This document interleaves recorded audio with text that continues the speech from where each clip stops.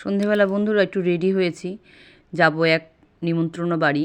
তোমরা হয়তো আমার ভিডিও দেখো আর ভাবো যে দিদির এত নিমন্ত্রণ কোথা থেকে আসে। সত্যি বন্ধুরা, আমাদের বাড়িতে নিমন্ত্রণটা খুব ঘন ঘনই আসে। তাই এসছি মায়ের মূর্তিটা দেখে সবাই নমস্কার করো। এসছি মায়ের এই মন্দিরটা আজকে উদ্বোধন হলো। তা উদ্বোধন উপলক্ষে আমাদের নিমন্ত্রণ ছিল। তাই এখানে এসে দেখি মায়ের পুজো শুরু হয়ে গেছে।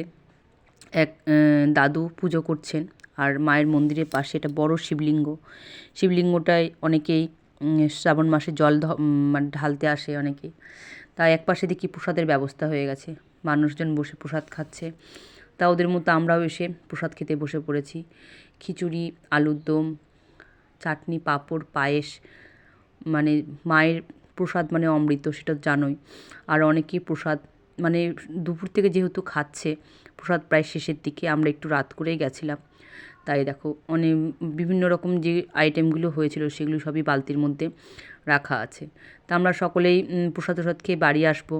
তা বাড়ি আসার সময় একটু তোমার দাদাভাইয়ের জন্য একটু প্রসাদ চেয়ে নিয়ে এসেছিলাম, যে পায়েস নিচ্ছি একটু। এই যে এইমাত্র বাড়ি আসলাম বন্ধুরা। সকলেই ভালো থেকো। ওই ছোট্ট ব্লগটা কেমন লাগলো সেটা জানিও। আর দেখা হচ্ছে পরের ভিডিওয়। ততক্ষণে সবাই সুস্থ থাকবে, আশা করি সবাই ভালো থাকবে। দেখা হচ্ছে পরের ভিডিওয় বন্ধুরা। টাটা।